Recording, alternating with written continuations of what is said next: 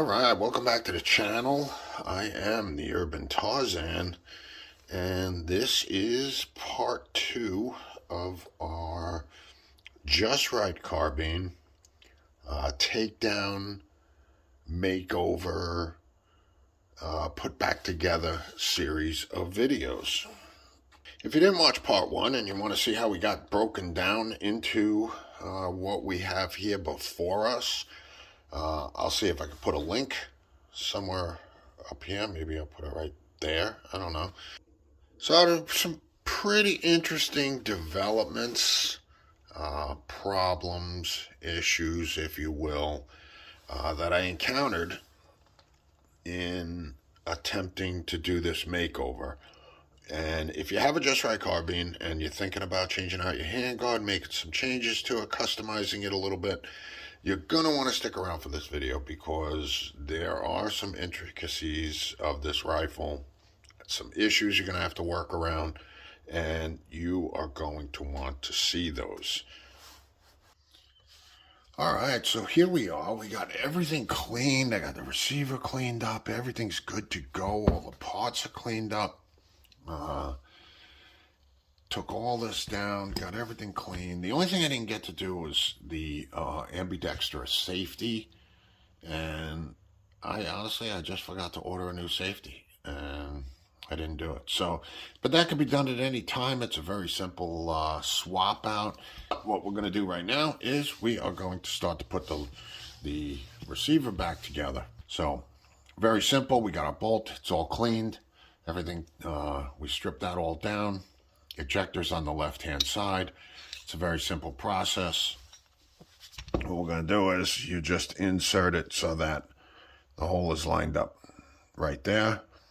Then you have your lever.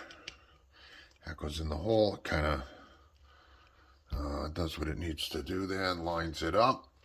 And you just got to find the right size Allen key. That one right there. And we will just tighten that down to where it wants to go. So the bolt's inserted. That's it. We're good to go. Now, when you put the magwell and the lower receiver together, remember it's keyed. So you want to key it together, and then line everything up. It's got to all go in one piece. Kind of difficult to do with the camera in the way right now. So what we're going to do is we're going to turn it upside down like so, and we'll slide it like that. Okay, once that's in place, we're just going to put the 3 screws in here. And I'm probably not going to bore you with turning all of these screws and wasting time. So what we are going to do is fast forward.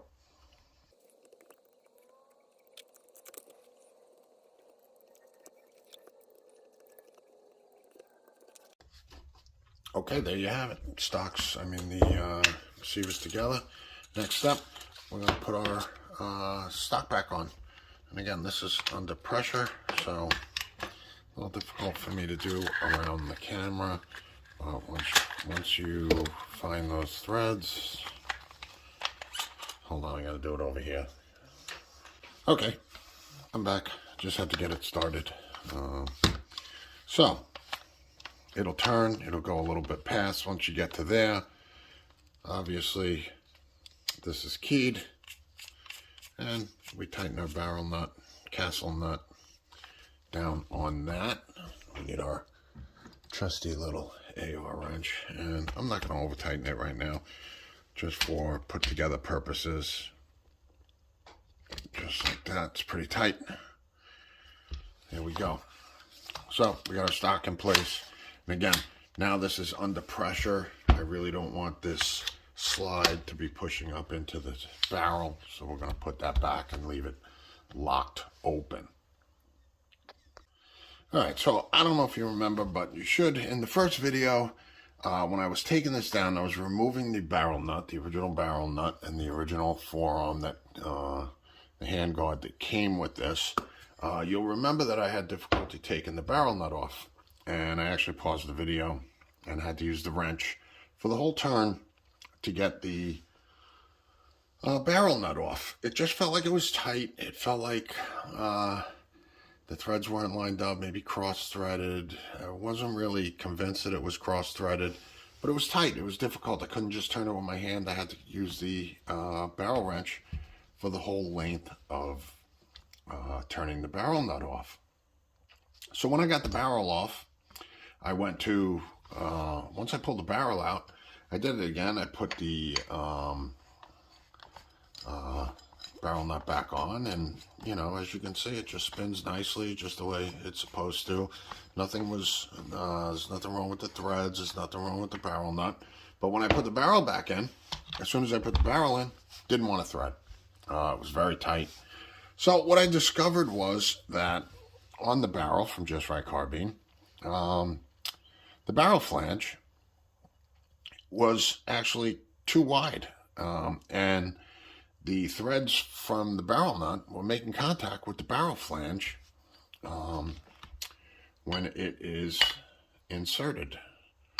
So, in other words, it stuck out too far all the way around, and the threads were hitting this, and that's what was making it difficult. So, I contacted Just Right Carbine, told them what was going on, and you know, told them to advise me what I should do. And I got an email back, and it basically just said, send us the barrel, we'll take a look at it. Now, I don't know what I was looking for. You know, what I expected them to say. The gun's 10 years old. You know, send it in, we'll take a look at it. I wasn't expecting them to say, oh, we'll replace the barrel or anything. You know, I really wasn't expecting that. And because it's a 10-year-old barrel, I don't expect them to replace the barrel. If they took a look at it and it was out of spec, they would have sanded it down, said, okay, it works now. So instead of spending the money, the time, the headache, sending it in, listen for the, you know, I sanded it down. I put this on the grinder, on the sanding wheel. It hardly took anything, and now it just threads right on. So it didn't take much to take off. And so that was the first issue, very minor issue, but it was an issue, so I had to take care of it. So I sanded it down. Now it's perfect. All right, so now let's get into the meat and the potatoes of where the real issues lie with replacing and putting a new handguard on your Just Right Carbine. So I ordered my new handguard, got my new barrel nut, and take my barrel nut, I put it on put the barrel, I insert the barrel, and tighten the barrel nut down, and guess what? The barrel nut made contact. You can see this is no barrel in there, for example. The barrel nut made contact with the receiver before it made contact with the barrel flange. So in other words, the barrel was able to go like this, and I couldn't tighten the barrel nut down anymore because it hit here. So I took a look at it, and I wanted to see if it was the barrel nut, if it was the gun, what the real issue is. And so I measured a couple of AR uppers with a caliper, and to get an idea of how far that sticks out. And that sticks out 44.35-ish, okay? And when you come over to this side and you measure this one is 0.06 of an inch.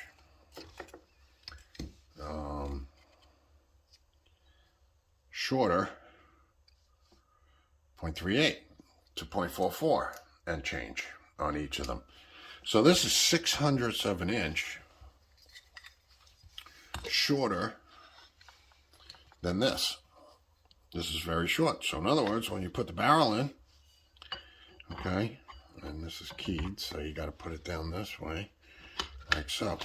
Now the barrel nut goes over here, threads down, but the barrel nut stopped 6/100 of an inch shy of the wheel there.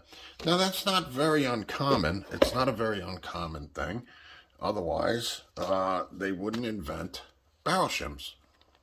Okay, and that takes up that distance. You would take these barrel shims and just simply slide them over your barrel.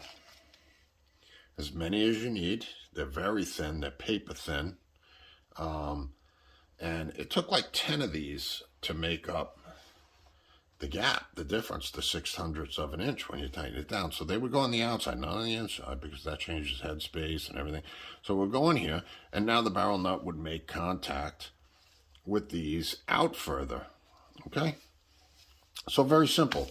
I've actually never had to use spacers before, but I've done enough guns and bought enough new hand guards, and a lot of them do come with a package of spacers. So I had these laying around to use. So if you wanted to just use this as a rifle, I could put those barrel spacers on. I turned my barrel nut on, and it would have been fine. Tighten it down, put the handguard on, and I would have been good to go. But I'm not that simple of a person. Why do I have an issue with using the barrel spacers? And the reason comes down to what I want to use this gun for. What's its purpose? So its primary role for me is a fun gun. You know, I mean, it is fun to shoot now that it's going to be set up the way I want it to be set up. With the threaded barrel, I could put the suppressor on there and just shoot 9mm, shoot suppress, shoot quiet, have a good time with it. That's its primary mission. But I also want this gun to serve a secondary role.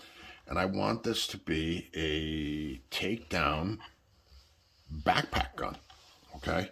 So this will fit in any backpack. It's 16 inches, 16-inch barrel, 12-inch handguard, like a 12 inches, 16 inches, maybe 14 inches, 14 or 15 inches, 16 inches, and 12 inches. So this will fit in a backpack, and I would like to use this as a takedown. The issue comes with the barrel spacers. I don't want to be messing with these barrel spacers when I'm trying to tighten everything down, and they're paper thin. They're going to be flopping all over the place. So if I'm going to use this as a takedown gun and put it in a backpack, it's got to be ready to go. I can't be using these spacers and things like that. And that is the secondary mission of this gun. So for me, using the barrel spacers to solve this issue wasn't a solution for me. It's not an acceptable solution. So I had to do something else. All right, so you think simple enough. The issue is that this piece, well, the issue is that this is too short. Or we could look at it and say that this is too long. So I took it down to the grinder, to the sander, and I sanded it down 6/100 of an inch. And you would think, well, that should do it. We should be good to go. So I took the barrel nut, I put the barrel in, and we tighten the barrel nut down, and tightens down perfectly on the barrel. Tightens down great. 6/100 of an inch off of here, and the barrel gets tight. Good to go, right? Not so fast. The problem is that the handguard is keyed to the barrel nut. So if the barrel nut essentially gets screwed on further, that means the handguard has to move back equal distance. Well, the handguard lined up with the old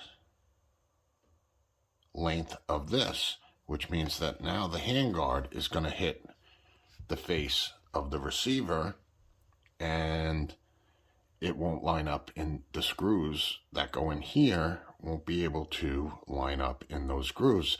They're going to hit out here in the front. and you won't be able to do that. So that becomes the issue.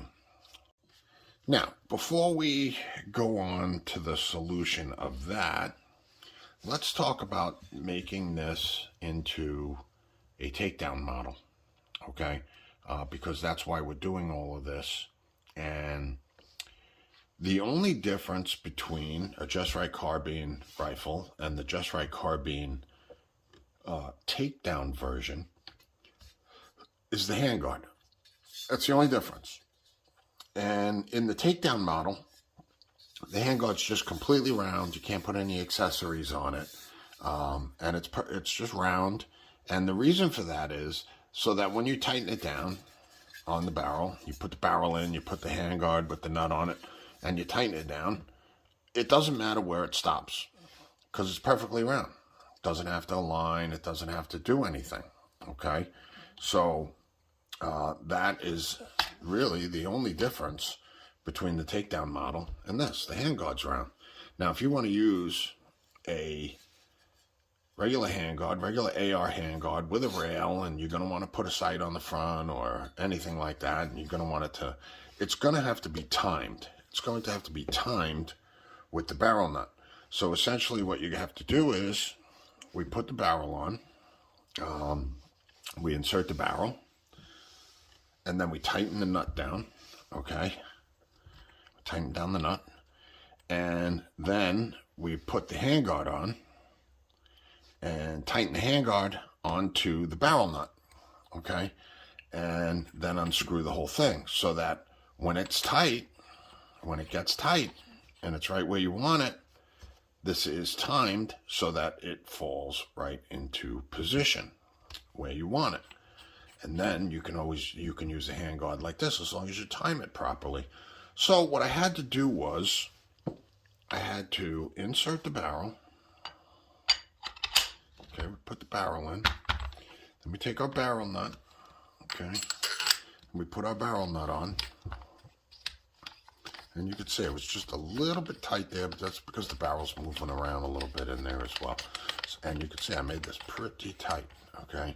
But when that is as tight as I want it, what I ended up having to do was, and you can see under here, just kind of make some room. That's how much difference, 607 inch, so that the screw that holds the barrel on, you can see this, actually will sit right there, and there's enough room. And this one has enough room right there now to sit. It used to sit here, now it has to sit here. It used to sit here, now it sits here. Okay, so I had to shave that off a little bit just to make some room. But you have to time the handguard to the barrel nut. Once you get the barrel nut right where you want it, now we put the handguard on. Might as well do that right now. Put the handguard on.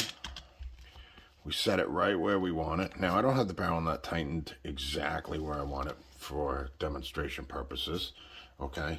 But let me do that. I will tighten it down and get it exactly the way I want it so that we can demonstrate. So stand by for that.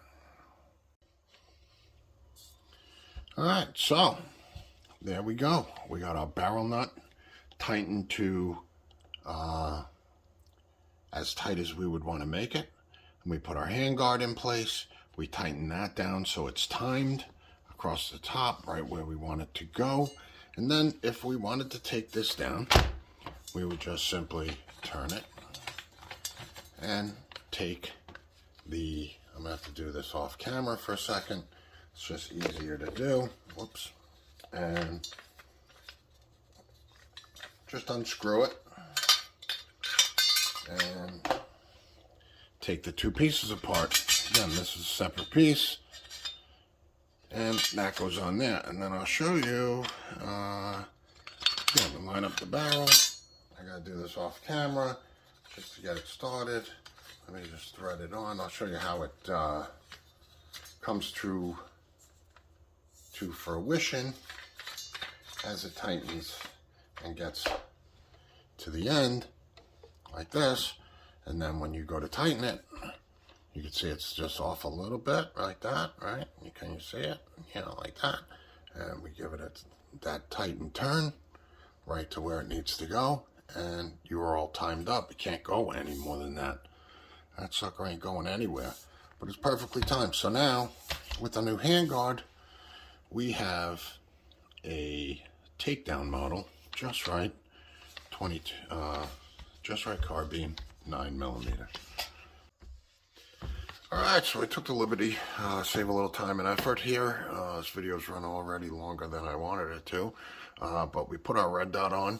I'm going to run this now with the red dot and just the flip up front sight.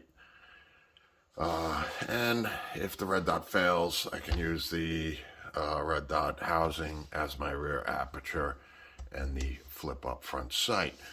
But as a takedown, I may decide just to take this off and put the flip up rear and the flip up front and just go with irons, just to keep it slim and small in the backpack. But for now, we're going to run the red dot and we're going to run the flip up front and make sure that's ready to go. So I think it came out pretty good. It's going to be fun to shoot. I think I'm going to do a video 3 on this at the range. We'll do a little range day. We'll take it out. We'll shoot it suppressed. We'll shoot it. We'll just rip it and have some fun with it. That's what I want for it, is just to be a really fun gun. I said this takes Glock mag, so we can run the sticks. We can run the sticks and let it rip. In case you're wondering, yes, there's rounds in here, but as you can see, these are dummies. There's no primer in there, there's no powder in there, there's no nothing. I use these in my test rounds, so that's the only thing that's in here. But yes, ready to go. I think it looks pretty darn good. That's it. Let's take a look at how it fits in a backpack as we exit this video. Again, if you learned something, like the video, hit that like button for me. Hit that subscribe if you can, and ring the bell so you don't miss range day with this thing. It's going to be fun. And of course, put any questions, comments in the comments. And thanks for watching, man. I am the Urban Tarzan. Out.